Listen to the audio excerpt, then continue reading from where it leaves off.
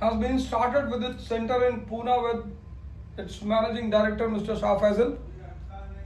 And by God's grace, the first important aspect of IQRA is within a short span of 2 years, it has gained the faith of the student community in India. Apart from the classroom program, the immediate achievement of IQRA is the crash course program, in which IQRA enlisted 3,000 students in English medium and 700 students in Hindi medium. Now, after gaining the faith of the student section in India, IQRA is planning for its next program again with the people, and that is the Pre Cum Mains program of IQRA for 2021. This program's specific feature is we are with you in this pandemic, fixed relaxation, that's our donatory fees, offline assistance once the pandemic overs, plus all types of backing for 27th June 2021. The most important jewel of IQRA is the team IQRA. The invincible teachers with all types of experiences, ready to play the role of a coach for your victory. Thank you. You have to put all your complaints aside, start preparation.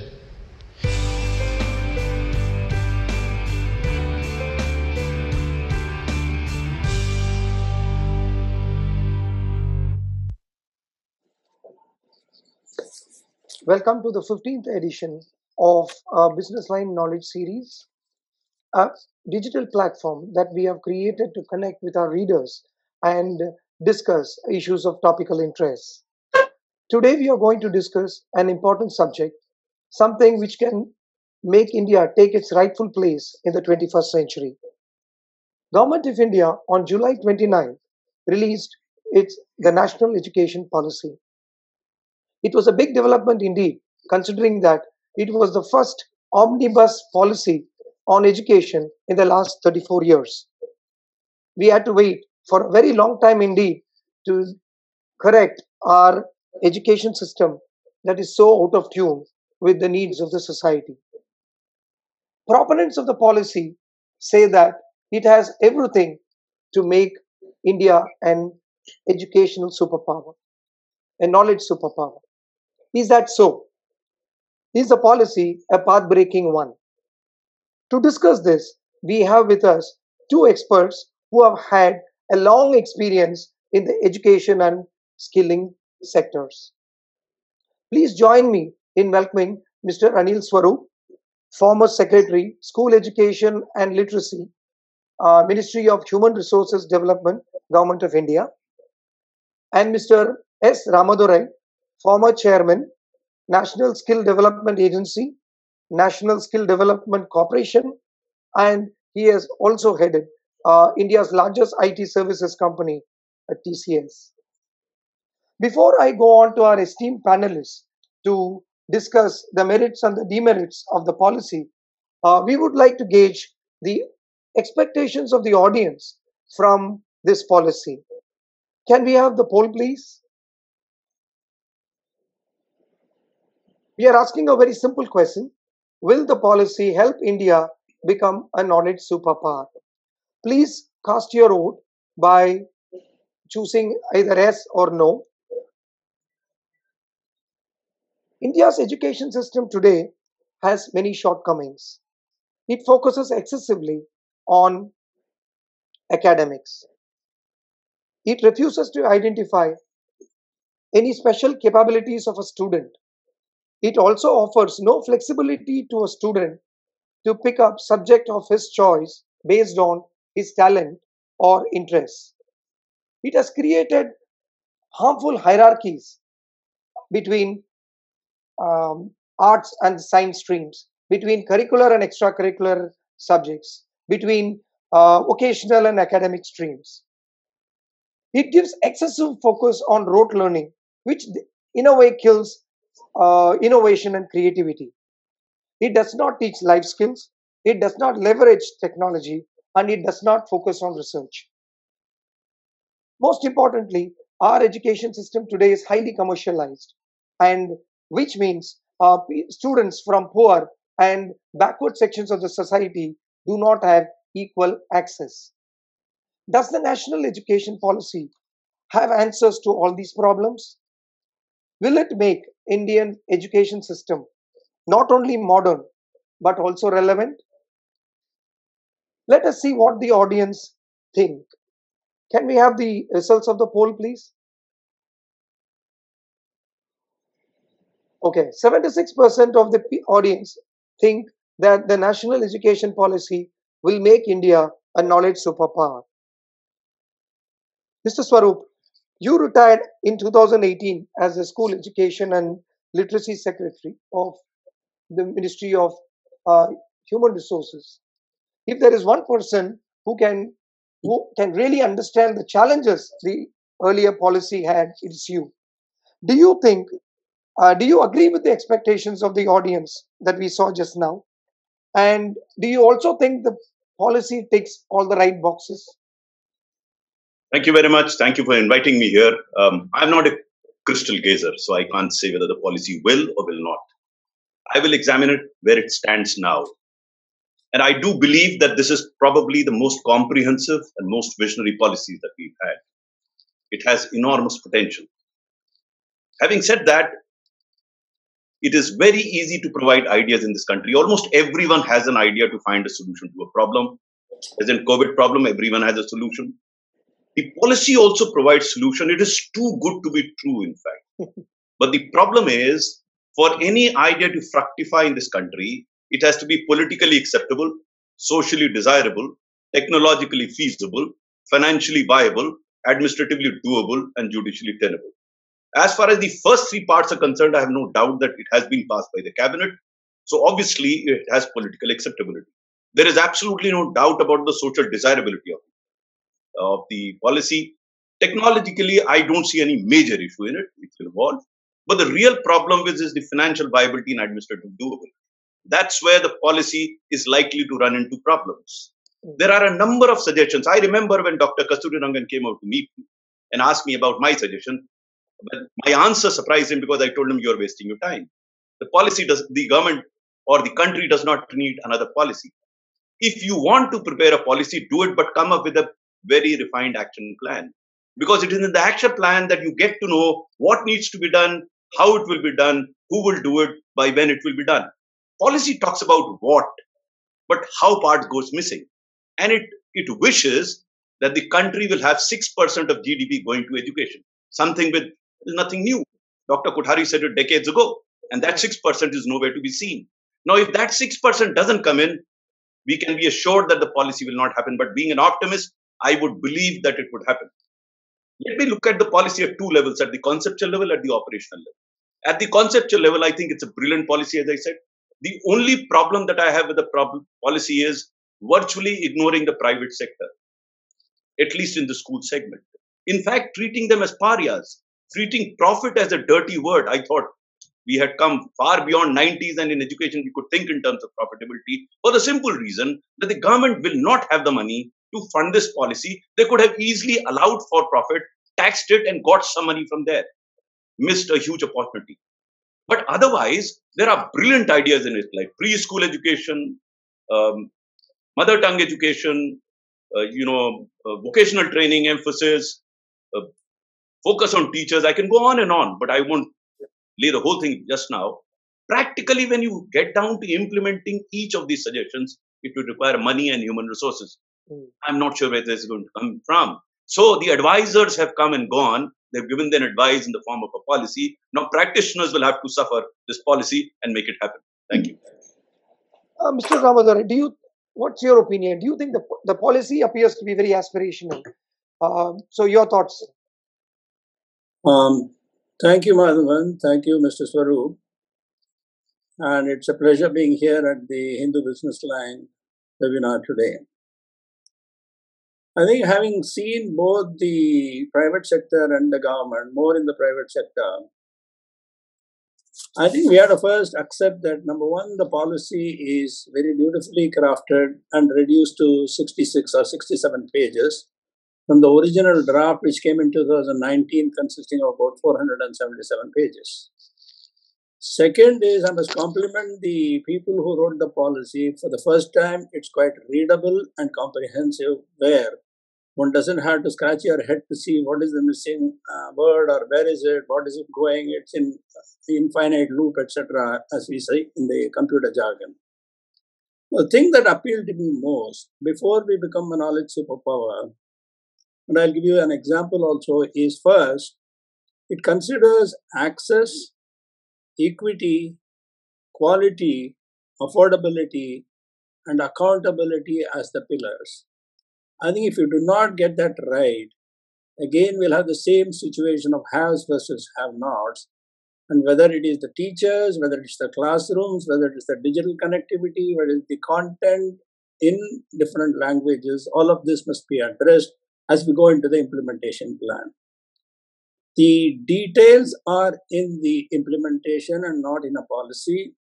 The policy frameworks must, who they met, including me, definitely have at least taken note of some facts, but implementation is, as Mr. Swarup said very clearly, both finance and also human capital, both from a policy implementation and also human capital in terms of how do you do it on the ground at the last mile. Second point I wanted to make was the relevance is to the IT industry. When the IT industry started in the late 60s or closer to 65, 67, 68, India was thought that how can this country be a knowledge superpower or an IT superpower? And today, if you see, the journey has taken this long in the last 5 or 6 years, we are really accelerated, where this country, including its knowledge capital and the access to talent from the remotest part of the country because of the digital medium, has shown an example that where we set our mind and collaborate together, we can make it happen. That's why when I saw the poll, I was not surprised. But the point I want to make is all these years they have put in 2025, we have to achieve so much, in 2030, we have to achieve so much, in 2040, we have to achieve so much. I think that should not be the goal. The goal is to educate every single child, both in the vocational stream as well as in the educational stream. If we want to make a mark for ourselves first before we say we are a knowledge superpower or an education superpower. That's what I wanted to say, sir. Mr. Swarup, you did touch upon the issue of funding, which is a major challenge because the policy is clearly aspirational. It talks of mainstreaming 2 crore students who are out of school. It talks of doubling the higher education enrollment ratio from 26% to 50%. This would mean building many schools every week, probably a few universities every week. And the policy, though, rightly talks of 6% of GDP to be spent by the governments. But so far, we have seen that the maximum that the government has spent is 3.1%, which is last year, which means we have to double that expenditure, the government's, which is about 7 lakh crores. Where will the government find money for this? So that is the point that I was trying to make. As Education Secretary, for 2 years, I tried to examine where and how the money is coming from. Despite the education cess, in actual terms, in real terms, the budgetary allocation was coming down. So if that be the case, one feels doubtful where the money. But as an optimist, I feel that the money should come. What I said was the government lost an opportunity for getting more money into education. Let us understand ground reality. Let's understand facts. And since I traveled to 24 states, states are really strapped for funds. They don't have money to pay salaries of teachers. And imagine lakhs of teachers are still, posts are vacant, yet they are struggling to pay the salaries of the teacher. So, what I find is some of the provisions of the policy are absolutely brilliant, but they're imagining without their feet on the ground. And when I talked about working out a roadmap or a plan, the idea was that when you look into our plan, you look at the finance and find out where the money is coming from. And then the policymakers could have come to this conclusion that, okay, with this much money, you do this is the first priority. With more money becoming available, which should become available, you go to the next step. Now, this prioritization will have to be done by the government. Because if the government gets down to doing everything in the policy, I'll tell you there will be serious problem. My suggestion, and I have been suggesting that, first step, to take those aspects of the policy where there's not too much funding required. And let me elaborate this. The aspect relating to teachers is extremely, extremely critical in the policy. And I'm so thankful that the policymakers have recognized this fact. Now, to me, teachers lie at the pivot of school education, and to handle their related issues does not require too much money. It requires more of process and putting in place institutions. And the policy does it beautifully. It is talking a 4-year integrated course. Mind you, in my book, Ethical Dilemmas of Civil Servant, I've talked about the biggest mafia in school education. That's the B.Ed and D.Led colleges. The policy takes care of that aspect. Now, I'm not going elaborating this, but what I'm trying to say here is the implementers will now have to look at the availability of money before they draw out the plan. I hope they do that, because if they plan out for everything and they mess up in allocation of funds, there'll be serious trouble, because there are extremely doable parts of the policy which do not require that much money. The second point that I was making was, where could more money come from? And that could have been the tax on for-profit schools. Now, mind you, I saw it from very close quarters. These schools are in any case making money. They're not showing us profit. So why live in this hypocrisy? Allow them to make profit, tax it. People who don't want to go to that school still won't want to go to the school. If someone can afford it, let them go to those schools and pay the tax. I don't know why didn't they do that. So that's the biggest problem that I see in the policy. Where will the money come from? They lost on a huge opportunity of raising funds from elsewhere. But given the limitation of funds, my suggestion would be to phase it out in a manner and take up those aspects immediately which do not require funding. In the meanwhile, look for funds and do it. Because, as I said, brilliant ideas in the policy. But yeah, the whole thing is getting complicated in the sense, today there is a lot of competition for funds as far as the government is concerned. Today, with the COVID, the government's is clearly caught not having invested enough in healthcare. They really need to stream up investments in healthcare. Then we are having a lot of security issues in the neighborhood. So they need to really ramp up the defense expenditure. Under the circumstances, I really do not see where they will be able to raise the sort of money that needs to be put in public spending to really ramp up the education system. Mr. Ramadurai, do you have any ideas? Where do you think the government can really pull this sort of money? Okay, a couple of things where very clearly the role of the private sector cannot be ignored, and it has to be a part of any solution in this country going forward, and we have seen examples of that. You see, the most successful projects that have been implemented in this country in a mission mode area, you take a simple thing like a passport e-seva kendras, how the public-private worked on it. If you take the company law, namely the registration of every single company by a compressed time frame, again it has happened because of the public-private partnership. The implementation is going to be successful only if the private sector is part of the solution, as well as the civil society through the NGOs with the last mile connect has to be a part of this solution. Second is, where is the money going to come? This year, as you correctly said, because of the COVID-19, the money is going to go for healthcare. The money is going to go for the needy in terms of the migrant workers and the people who have lost their jobs. So very clearly, the money has to go there. There is no other solution. But then, if you looked at the finance minister's speech, which I just happened to glance also, one of the things she has mentioned is the external commercial borrowing and the foreign direct investment in the area of education also. So that is definitely one of the opportunities, whether somebody will put the money today or whatever it is. If somebody believes in the education, somebody believes in the knowledge capital of this country, they will set up or put the money here. So the policy has certain possibilities there. Second is the private sector, both from the way of one as a CSR, as an initiative which the Tata Trusts or the Tata companies do, or through the actual for-profit model, which has to be a push that has to come, because what is wrong in making money if you are giving the quality education? That's the fundamental second question, which you can get.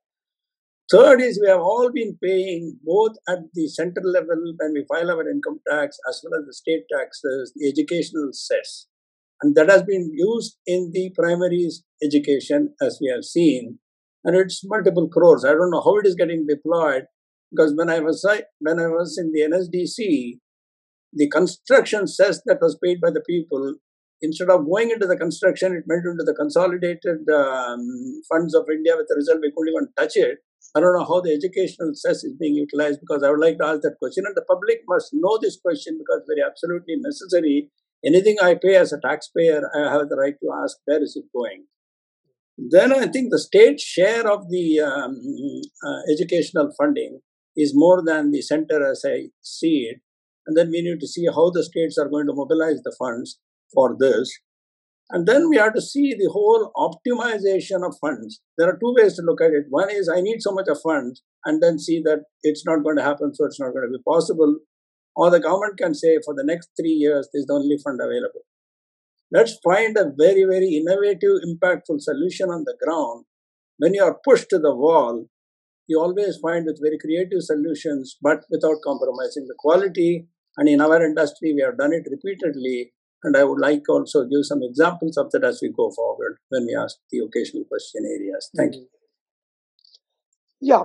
So, as Mr. Swarup did point out, this is not the first time a committee that is looking into education has recommended spending 6% of GDP on education. This was done by the D.S. Kothari Commission, Education Commission, way back in 1966. I don't think successive governments went anywhere close to that sort of numbers. And Mr. Swarup, you did touch upon, the role that the private sector should be playing here. But, sir, the past has shown that, the governments had allowed the private sector to do the heavy lifting when it comes to investments over the years. And that has led to a big divide between the government schools and the private schools in terms of quality. And today, many of the students who are coming out of government institutions are seen as second-class citizens in the job market. So the policy doesn't seem to be doing enough to sort of bridge this gap. From what you are saying, if we have to continue to depend on the private sector to do the heavy lifting in terms of investing in education, this divide will only continue to increase. And one of the critical vision of this policy has been equitable access to education for all sections of the society, and that's going to suffer. First of all, let me correct you. It would be wrong to club all government colleges together, government schools together. The finest of students come out of Kendriya Vidyalayas. The finest of students come out of Jawaharlal Nehru Vidyalaya, and they are government schools. So it would be wrong to club them all together. I mean, if you disaggregate, then of course you'll find certain segments which may not be as good. That is one. Number two, by enabling private sector, you're not creating a divide. In fact, if you look at the right to education policy, 25% of the seats have to be reserved for other categories of students. So you're not creating any divide. You should, I mean, if I were there, I would become a facilitator of promoting private sector investment, because let me tell you, the education space is so huge that both have to work in tandem. Are this anathema for private sector? They're all profiteering is a wrong perception. It's wrong both ways. Like some of us believe that everything is wrong and without corruption, nothing can happen in the government.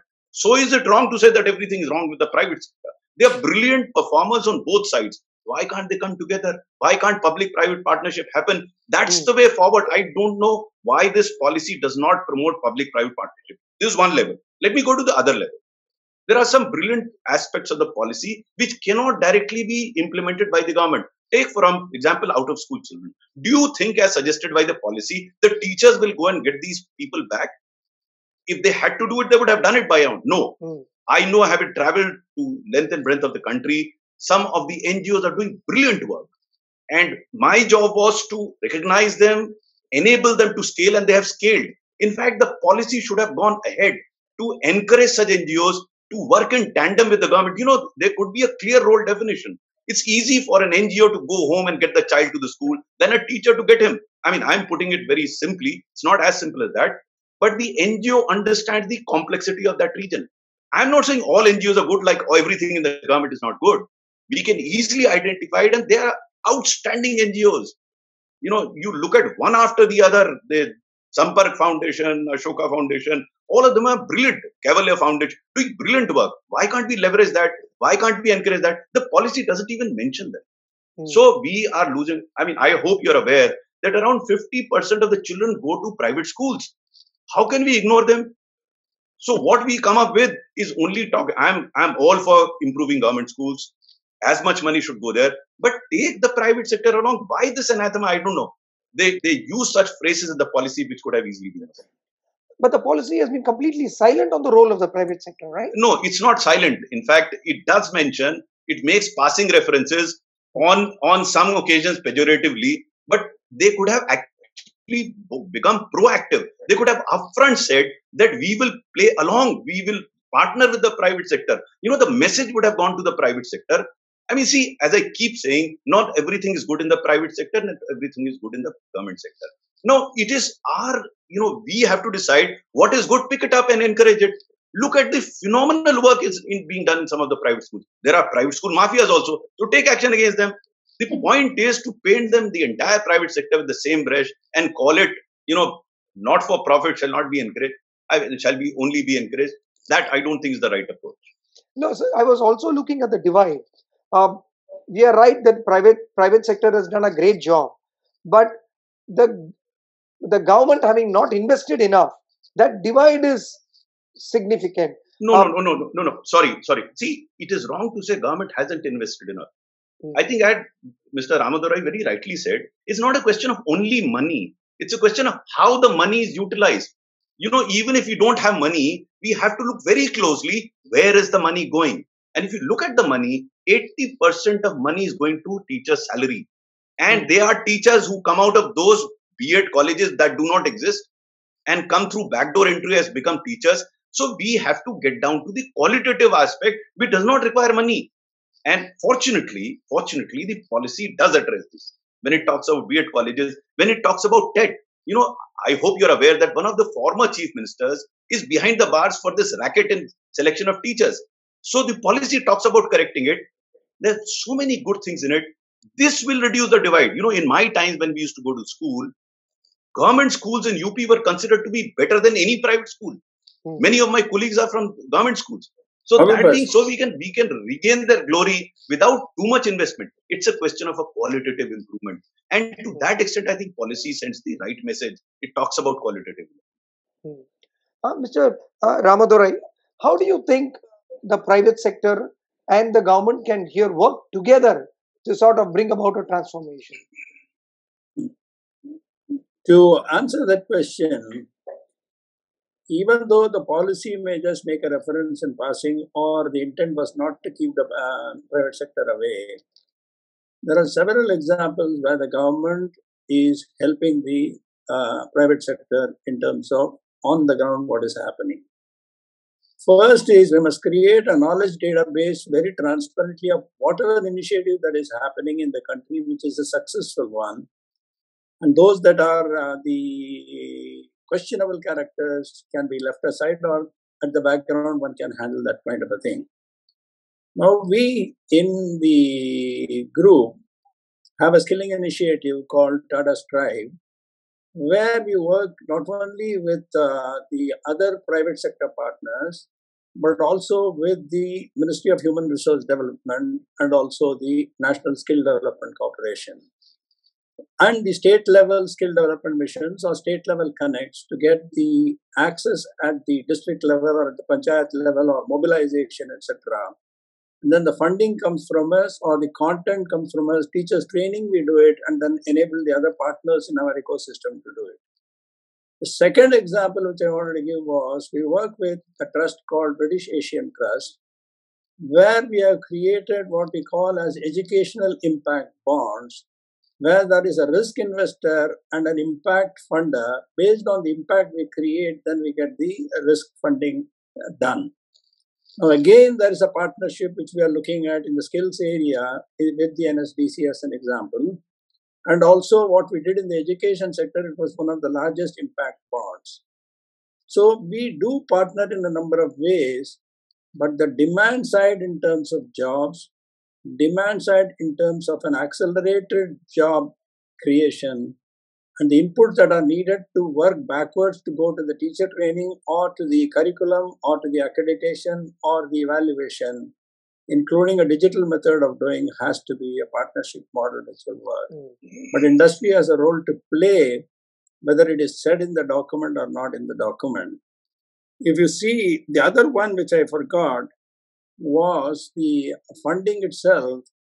I think the Prime Minister's speech with regard to increasing the income tax payers in this country, which is abysmally low for 1.3 billion population, that problem is also fixed. We are going to get more funds into the system.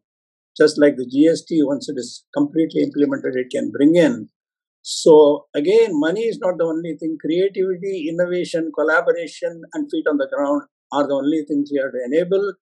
And that requires rigor and a very detailed level of planning, at a micro level planning, not a 5-year plan, not a 3-year plan, not a 1-year plan. Virtually, it has to be a daily plan, what I need to achieve, what I said I will do, and what I do, what I said, which means it's a say-do ratio, which becomes extremely important. Mr. Swarup, you did touch upon the teachers. The policy has done the right thing in putting the teachers at the core of the education process, which I think is the most welcome step. But what NEP tries to bring about, the transformation is huge. So, training the existing teachers, what sort of challenge do you think we will face? There are three major problems in the teacher continuum, and I discussed the first two. First is with regard to the pre-service training, which is through B.Ed and D.Ed colleges. Give you a degree if you pay them well. Imagine what quality of teachers will come. This problem gets taken care of through an integrated course which the policy is talking about. The second is with regard to the selection to become a teacher. There again, policy talks of the new entrance test. That should also solve a problem. The third is the in-service training, which is very crucial, which we tried to address about 4 years ago. Now, so far, the training of teachers in service was very unscientific. Any teacher who was not found useful anywhere was sent for training. They were professional trainees, as you call them. They were getting trained in everything. Now, to overcome that, the government set up a portal called Diksha. It is riding the 8-step platform, a brilliant portal where you are scientifically determining what are the requirements of a teacher, right? And it does many other things apart from this. What all training he has had. At that point in time, there was no central data available to determine who has been trained in what. So by lottery, you picked up a name or by compulsion and sent them for training. Now it is being done on a very scientific basis already. Now, good thing is that the policy recognizes Diksha, recognizes as a portal. And I'll tell you, technology can play a phenomenal role in bringing about qualitative improvement. And I'm glad, Diksha is a classic example of public-private partnership. It's riding on a private platform, Ekstep created by Nandan Nilekani, and government is using that platform. That's the spirit, why should we fight against each other? Why should we curse each other? There's so many wonderful people in the private domain, brilliant people in the government domain. I've seen both of them. Mr. Ramadore has seen many more. But I've seen why can't they sit together? And I tell you, teachers training is a classic example where there is public-private partnership already happening. Some of the NGOs are suing such like Cavalier Foundation. Many foundations doing brilliant job in bringing teachers and training them, training leaders. Why can't we take them on board? In any case, I think irrespective of the policy, as Mr. Ramadore says, policy doesn't mean that you don't do other things. I think policy has laid down some framework. If there are good things can happen outside the policy, policy doesn't say don't do that. I hope they leverage this public-private partnership that is already happening, which is being scaled and will be scaled further so that teachers training, as I said, is pivotal. Because, the environment is changing so fast. The domains are changing so fast. If the teachers don't upgrade their skills and capacities, they will be left behind, and so will be the children. So, as I said, wonderful things in the policy, and this would not require too much of an investment. So, focus, I would believe, in the next couple of years, as we start finding funds for other things, should be on teacher, can be on teacher, and probably will be on teacher. Mr. Ramadore, do you think we need to make teaching a more coveted profession to sort of attract talent, to make this, the new policy a reality? Absolutely, yes. It has to be an aspirational profession that cannot be done by an incentive like a salary alone. If we as parents, we as grandparents, we as having children have to believe that education is the future of any country, and more so in our country with the kind of population and the diversity which we have.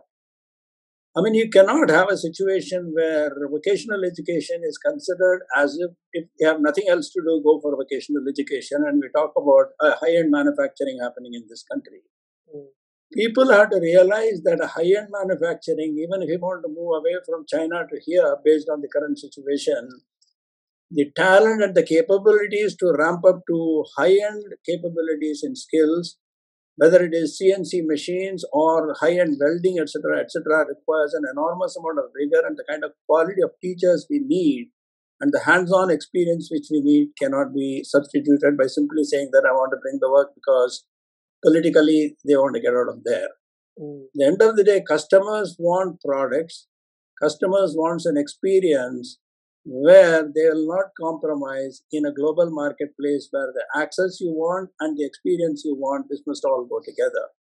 So the advocacy and the belief that it's a very noble profession and the teacher-student connect has to be the most positive element with the ecosystem supporting, namely the parents, namely the educational institutions, namely the policy, namely anybody who is part of this.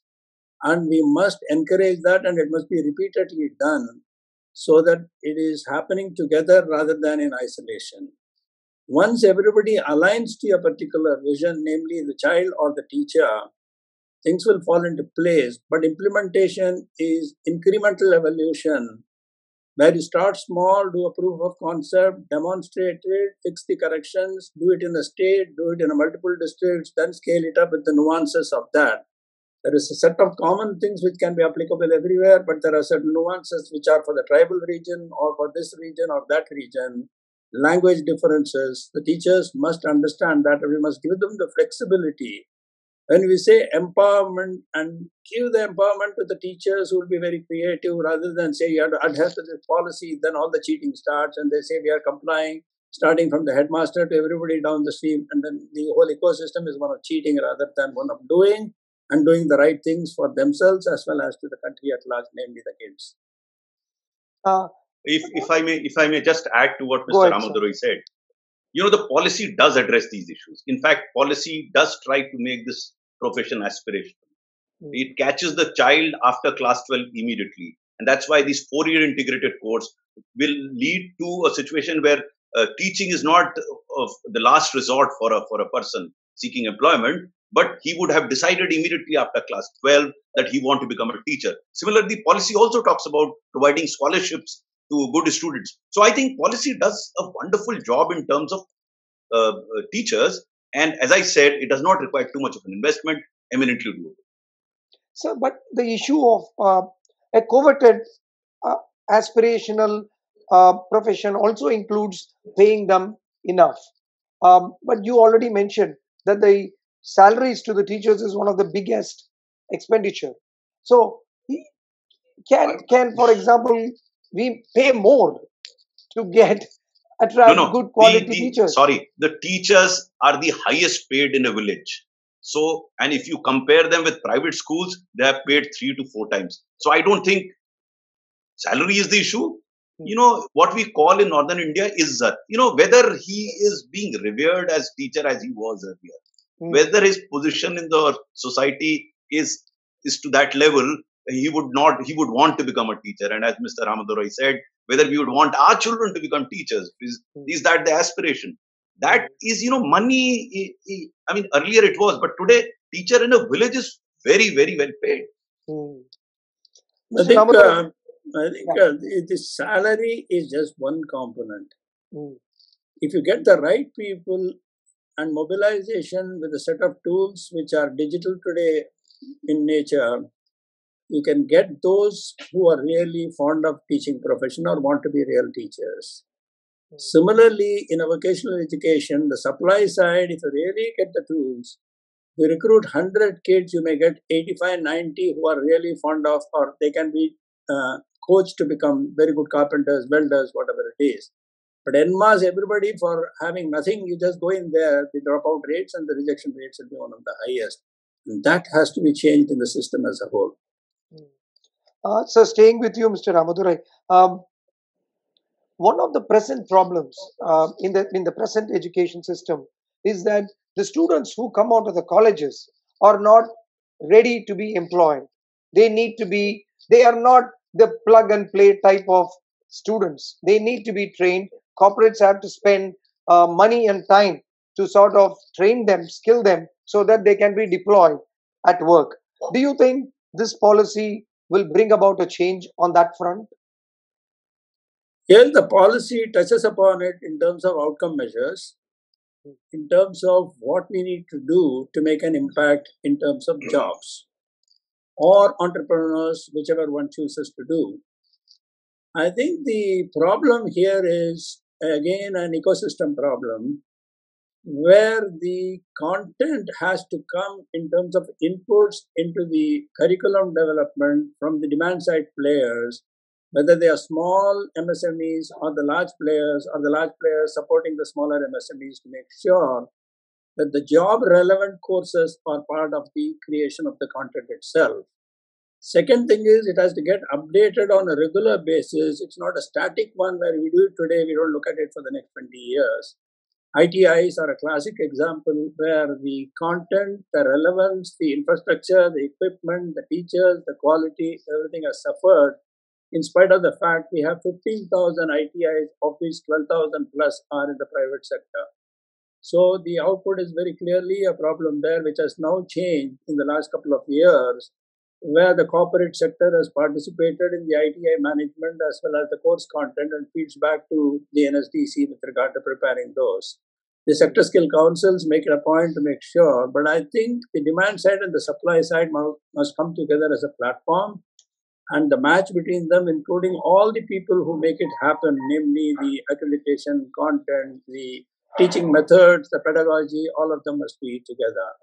It's possible, but again, it's a painstaking work. But the good thing is, from 2013 plus, with all these things coming to a 7-year experience, or the experience before that, even isolated incidences, how do you capture it as a knowledge database and go and show it? To take Orissa as a simple example, phenomenal things they have done on the education front. How they have transformed after taking the policy, the previous one that was there, and adopting, even as the NEP 2020 is going to come, they rank some of the highest in terms of the ITIs coming in the top 10, 4 or 5 of them from the same state. So there is a message there with regard to adoption is possible, provided your mind is there, and you bring in all the players together. And they brought in a private sector person retired from Wipro, Sudipto Bagchi, to head this initiative. So again, a collaboration between the public and the private sector, which is possible, just like Tata Strive does, or what we do within the corporation itself. I think it's possible, but you have got to look at it beyond the policy. Like I said in the beginning, we're all passionate and we want to make a difference. That's what takes the country to a knowledge superpower. Yeah, but also this whole idea of skilling. Today, the industry is changing rapidly. We are moving towards Industry 4.0. The technology is coming into play a very significant role in the manufacturing process. So, don't you think this whole skilling process has to be a continuous one? And should the policy incentivize people to keep upgrading themselves continuously? Now, one of the things you will see, again, reading the policy, when the vocational education starts happening from the 6th grade, and not after you complete the 10th or the 12th, which was one of the recommendations when we read in the NSDC and NSDA. That's why I said some of those things have been incorporated in one of my articles. I think the aptitude of the child to transition from the 8th or the 10th to an vocational stream becomes very, very visible. Encourage the child to go through the vocational stream and never treat the vocational stream as an add-on feature to the educational system, and ultimately make sure that they can take the other non-vocational courses in addition to the vocational, which is the mainstream, rather than plugging it and then saying that it is a retrofitting mechanism of some kind. I think the mindsets have to change and people have to accept this fact. And you can create, once you have created that environment, today what happens in the IT industry? Most of the learning is not classroom or somebody teaching you, it is self-learning. So learning as a lifelong learning and a self-learning is what we want to create over this journey starting in the 6th grade, and then making sure it becomes a way of life, because reskilling, skilling becomes an automatic way. And that's why I said it's a journey and it's not an overnight. Yesterday, we do, and today we say we created 1 million kids who are vocationally strong. To design a simple welding machine, which we did, a simulator for the welding machine, we were able to compress the time frame from X number of months or to 40 hours of simulation training before they really went on to hands-on, in the process saving energy as well as the material consumption, because welding is a very costly exercise. Again, BWalk as a degree which we do in Tata Institute of Social Sciences, or work with the colleges to say there's the NUSSD program of the government, and with private philanthropy we have done it to say that colleges, in addition to the VA programs, also do a certificate program or a diploma program or an advanced diploma program, or the NUSSD which links to the TIS BWalk program, which is a 4-year program as an example. These are all experiments which are scaled up to at least 30,000-40,000, which can be made available to the country at large so that everybody can look at it, choose certain segments of that. That's the way I would look at it. But it has to be a lifelong learning, just like the industry. Today we learn new disciplines, and again, interdisciplinary, multidisciplinary are mentioned. No research can take place unless a collaborative multidisciplinary approach is formed. The barriers of subjects have to disappear because these are all so connected together. If you want to deliver a vaccine today from this country, the kind of disciplines that come together, including manufacturing, is just phenomenal. And we showed it by doing it in the ventilator, in the PPE, how we ramped up without depending on the external forces. That capability is there, and that's what gives us the optimism to take this country forward. Yeah. Mr. Swarup, another biggest challenge that we are going to face in implementing this policy is getting concurrence of all the states. Education is a concurrent subject, and the states have to do a lot of heavy lifting in implementing this policy. Do you see that happening in the current circumstances? I don't see a major problem in states accepting the policy. Again, they will raise the question of money. I think no one will say no to this policy, because let me develop further on what Mr. Ramadurai says. The points that he's making are there in the policy. Actually, for the first time in the history of this country, vocational training has been placed at the same level as science side, commerce and arts. Earlier, it was at the 4th level. If children did not do well in the first 3, then they went into vocational. So for the first time, there is a stamp by the policy that vocational training is as good as any other. That takes away a major psychological barrier with regard to vocational training. And as I said, there are such issues in the policy, such ideas, that I don't think any state will say no to it, because the policy doesn't say who's going to pay how much. The problem would be that the state would be asking for more money from the center if they get it. If I was sitting in the central government, I would set up a facilitating mechanism, because there's a lot to understand in the policy, and that will help states. Number one. Number two, a lot in the policy is already happening. Mr. Ramadurai gave you an example of Odisha in terms of vocational training. I can write a book on wonderful things that are happening in Rajasthan, Karnataka. So center can play a role of getting those things which are already happening in the context of policy in one state and take them to other states. To give you an example, I think Rajasthan and Haryana have done a wonderful work in terms of getting the out of school children back. Now, we must try. I wish they had mentioned this in the policy, because then it would have been easier for other states to go to those states and find out what exactly did they do. They don't have to import model from England, Finland, Holland, Scotland, and all over the world. It is in the motherland that the solutions to the problems are available. Odisha was mentioned by him. I'm mentioning other states. Why not play the role of a facilitator? Get those models, let them be shared with other states, learn from each other. The policy is eminently doable in most of the parts. But where there is money is required, let the money come. Then let's not unnecessarily lay more emphasis on absence of money. We should try and implement whatever we can in the policy that will give us a lot of confidence in extending ourselves to areas where probably money will come subsequently. So I would look at it this way. Look at the positives of the policy, try and build on those positives, try and implement those, because everything won't happen tomorrow. And one thing more, there were questions coming here, I was looking at them. People are apprehensive, when will this policy happen? Especially private schools are very apprehensive when, no, the policy does not mandate anything. It does not make anything compulsory. They are just confirmation of ideas put beautifully. Now it is left to the governments. And I would like to tell everyone that the policy gets operationalized through government orders. We'll have to wait for those government orders and study those government orders. And policy itself lays, in some cases, it lays down a timeline 2025, 2030. So you don't have to really be apprehensive about the policy. Look at it positively and see what can be implemented and get down to business. Mr. Ramadhar, you wanted to say something? Yeah, two things. One is policy is just a reference document and we must all believe in it, that's all. Don't get fixated on these artificial deadlines of dates and dates and dates because, like I said, it's a journey. Without that, it's not going to happen. Second is the learnings of the past have to be incorporated in your future evolution.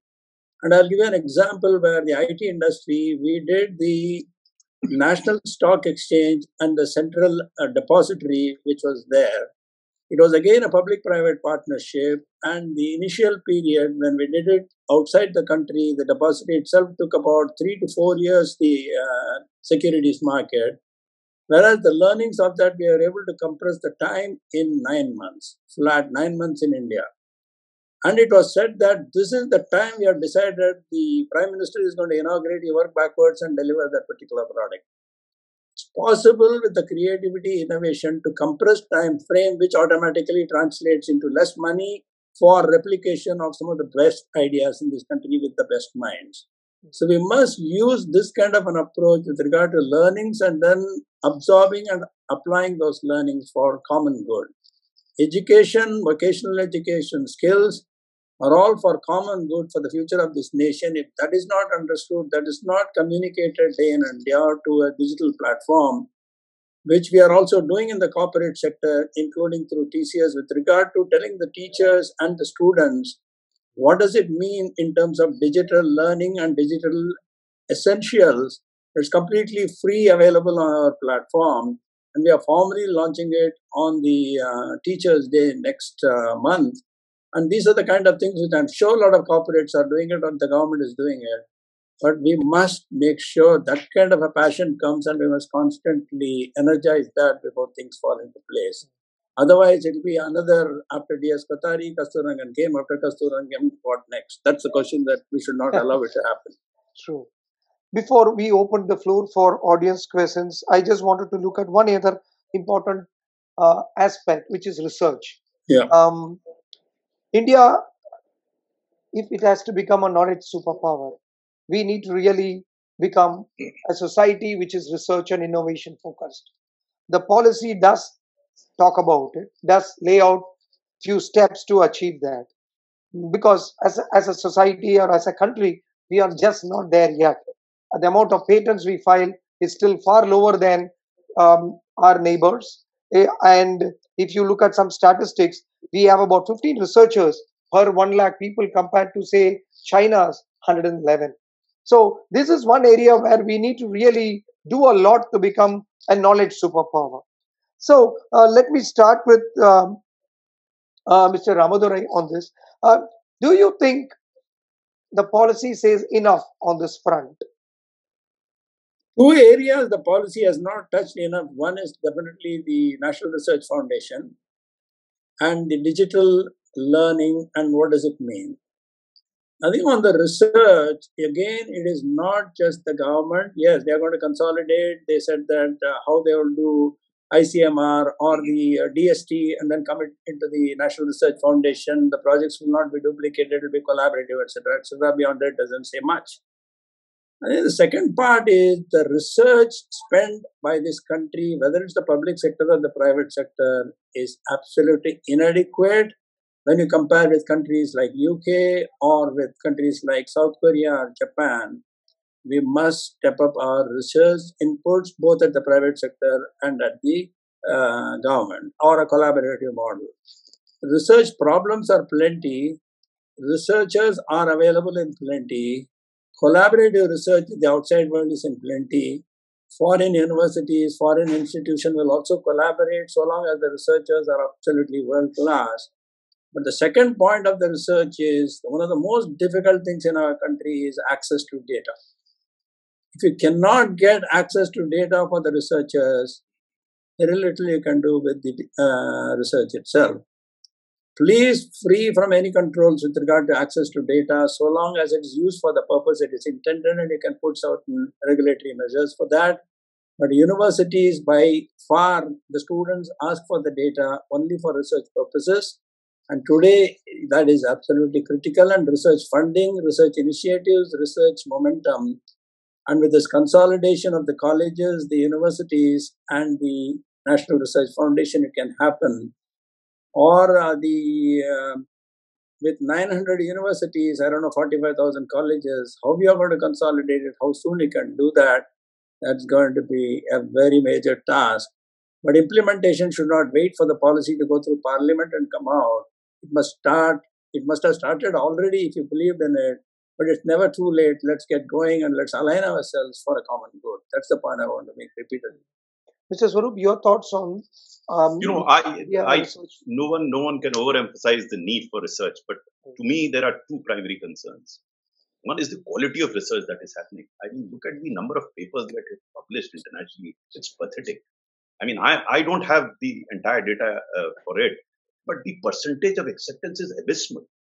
Apart from the money. The second point is, I think we have to differentiate between fundamental research and applied research.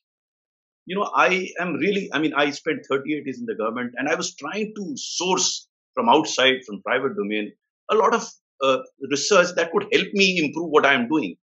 But the connect between the application and research is really missing. And again, there's not much of money that is required. It is basically getting together. I mean, it requires so much effort for me to get in touch with IIMs and, get them to do some back-end work that is required, that helps me in policy formulation. So, for example, when I was coal secretary, there was hardly any research available on what's going on in that sector. And the research that was available had no bearing whatsoever in actual practice. It was, I don't know what sort of research that was. I mean, it didn't make much of a sense to me. So I had to do just like that.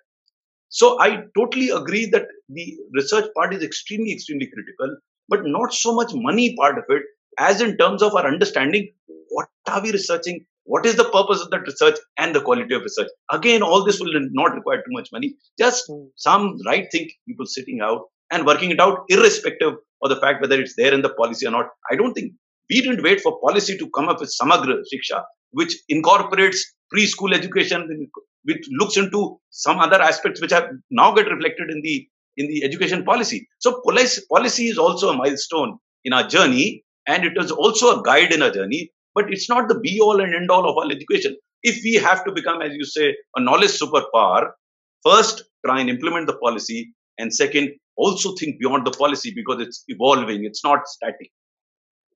Sir, the innovation. Go ahead, sir.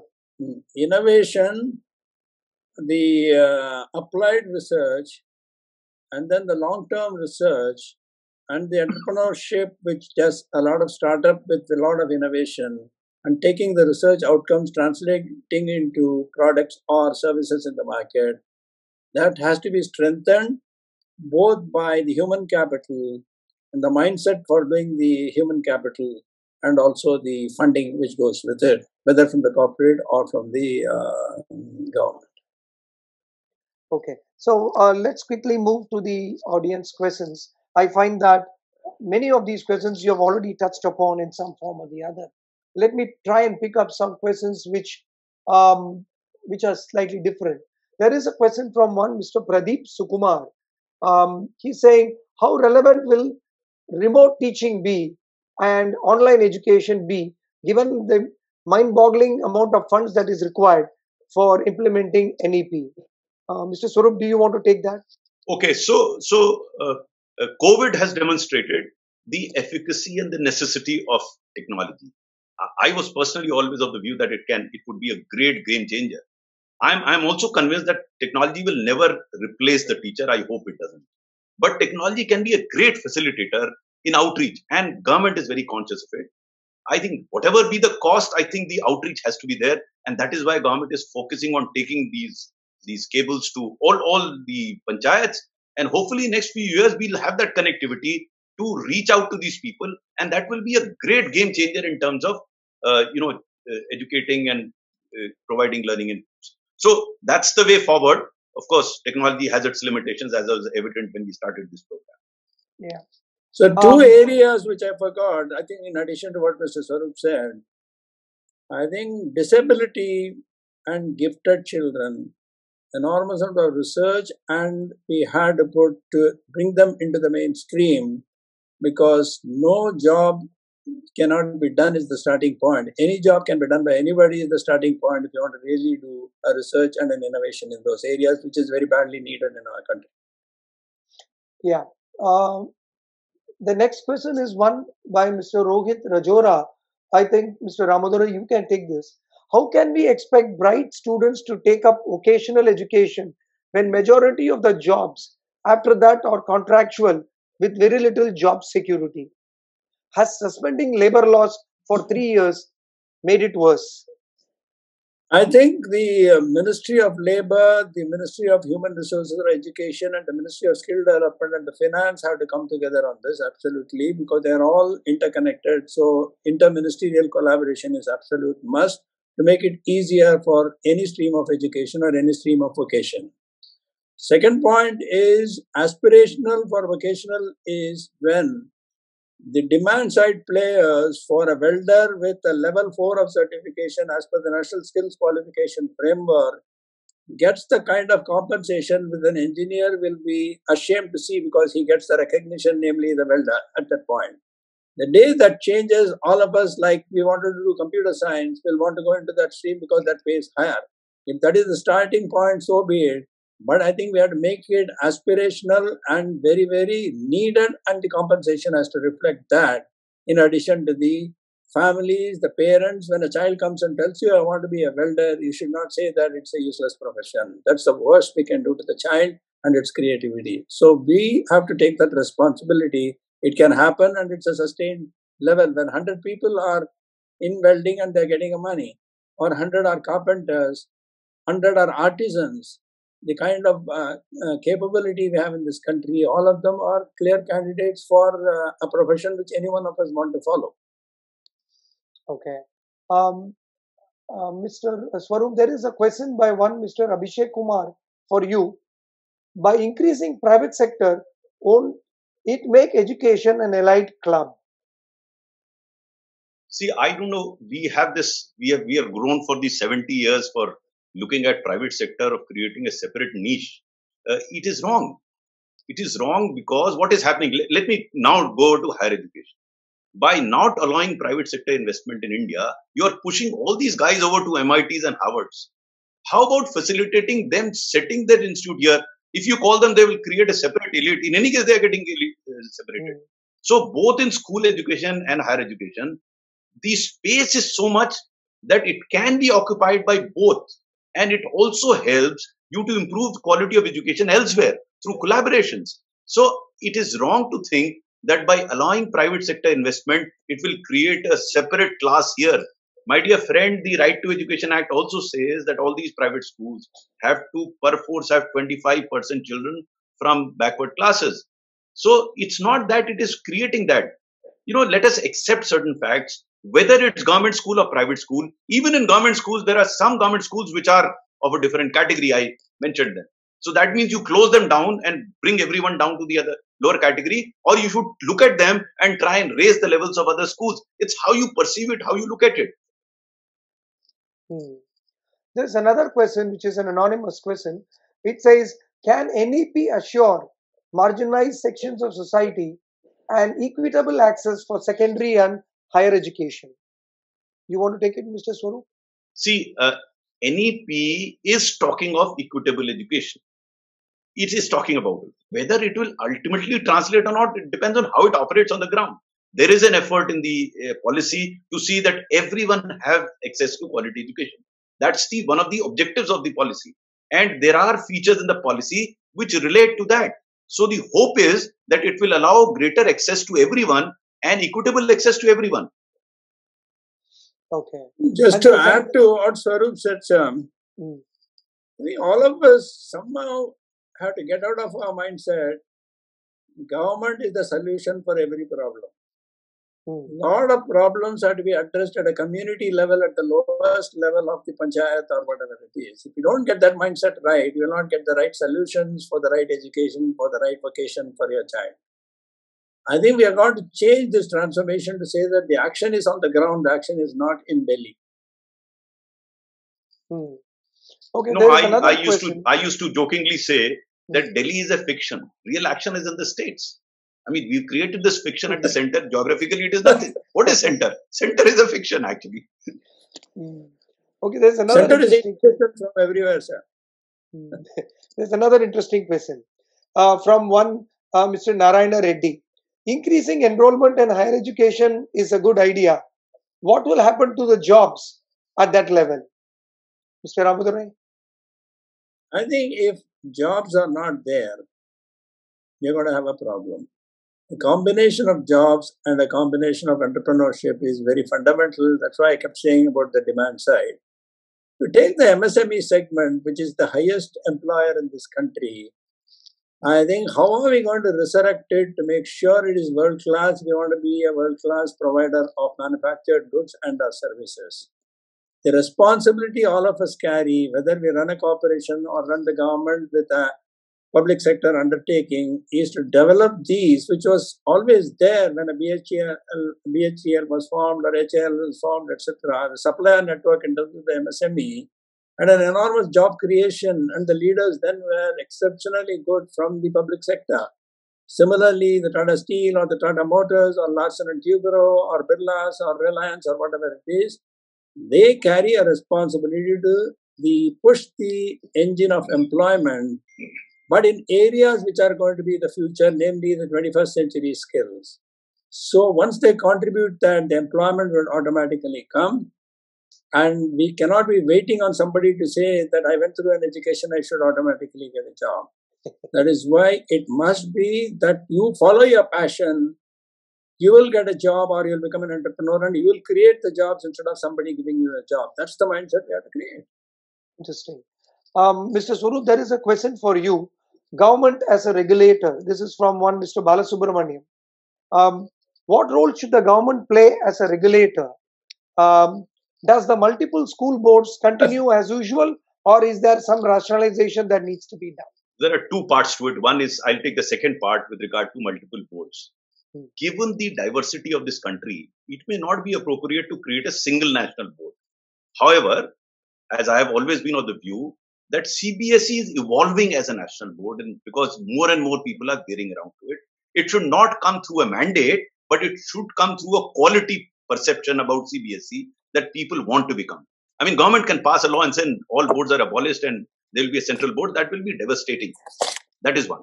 The other question, the first part related to, can you come again, the first part? 1 second.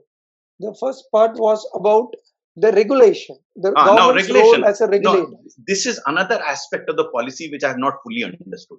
The policy says that they are going to split the government departments into two. One, the education department will look after the running of government schools and there will be a separate regulator. But very interestingly, policy says that the regulator for central schools will be different. Now, if the parameters are the same, why should we have two regulators, one for the central schools and other for the state schools? It will create enormous problems in the states. In fact, they should have one regulator. And I hope this regulator does not lead to Inspector Raj. Again, for certification, for various levels, they could have easily outsourced it. There are expert private agencies who could have been accredited and it could have done away with corruption. In fact, they could have selected, they could have gone there and given a particular certificate, and government could have played the role of, an arbiter rather than directly sending their own inspectors to determine whether that school is. So, this is one aspect of the policy I'm unable to understand. Why didn't we leverage so much good that is happening in the private sector? And the government would have benefited. Government's job is not to send inspectors to schools. They could have easily found agencies, NABL. I mean, there are many agencies who could have done the job on behalf of the government, and government would not have been blamed for, because government does not mean the person sitting in Delhi. Government means also the inspector who goes to the school. And look at the way inspections happened. I've been there, I know it. So instead of pushing it further, as it appears, and I hope it doesn't get operated in that manner, it could have easily been done. You could have accredited 10, 15 agencies all over the country. They in turn would have gone and seen the schools and given certificate, and government could have an oversight over all these accreditations. Sir, if there is one thing that worries me in this policy document, is the regulatory governance, whether it pertains to school regulation or the HECI in the case of the higher education, with 4 verticals, etc. Are we replacing the UGC and AICT combined with more regulation? That will be very, very sad if that happens for this country. No, and there is a solution available. Let me tell you, I've been there. I had suggested this, that government should do the least. Government would draw the parameters, but the real corruption comes when it gets operated. And you can actually outsource a lot of operation, because the outsource cannot afford to be corrupt, because there's somebody else looking at him. But if the government itself starts operating and does the inspection, then there is trouble. Just an aside, let me give you an example. As chairman of APIDA, the organic products had to be certified. There was a proposal that the APIDA, which is a government agency, should certify it. I said no. So we accredited 5 agencies, all private sector. They are certifying, not a single complaint of corruption or rejection. So there are models available where we could have used private agencies to partner with the government.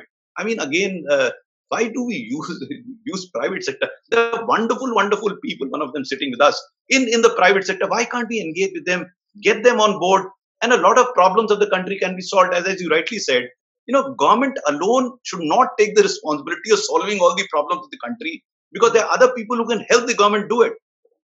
And do it better. Yeah. So I will take one final question. This one I would leave to any of you to answer. How would this policy help in educating children with special needs? That's what I mentioned, sir. Please, please carry on. Please carry on. Sorry. I think the children with special needs, whether they are gifted children or disability, that's a very, very high end of skill. And the policy touches a little bit on that, including the Indian Sign Language as one of the things that needs to be developed. I think that's a very, very welcome move, because a lot of children who may be deaf, who may not respond in the classroom, are completely neglected, and a sign language helps them because they can read the lips. And an enormous amount of innovation is possible, where devices which can be developed indigenously as innovation or research in this area is very much needed. I'm a part of some of the foundations where we are addressing this exact problem, both from a physically challenged children as well as from gifted children through the National Institute of Advanced Studies. And there has to be a step up on this so that we make it inclusive society rather than excluding a set of people. Mr. Swarup, do you want to add something to that? Just a bit. That policy cannot be faulted on this. Actually, policy does elaborate this aspect, focuses on the need of it. And there again, I keep going back to that. I've seen both public and private domains doing wonderful work in this sector. All that we need is to understand how they are able to do it, replicate it and scale it. If both of them should sit together, actually there is a way forward. Great. Well, that brings us to the end of the webinar. The consensus is very clear. NEP is a great policy on paper, and a lot of it will depend on implementation in public-private partnership involving the NGOs. And what the government does from now on is what's going to be very important. Thank you, Mr. Swarup. Thank you, Mr. Ramodarai, for sparing your time and thoughts. Thank you, viewers, for joining in such large numbers. Your questions were very interesting. We would also like to thank our sponsors, IQRA IAS, and we will be back next week. The topic for next week's discussion is on gold, and that will be another interesting topic, I guess. Till then, take care and have a great weekend. Thank you, gentlemen. Thank you for your time. Thank you, Mr. Swarup. Thank you, Mr. Madhavan. Thank you, Hindu Business Line. Thanks a lot.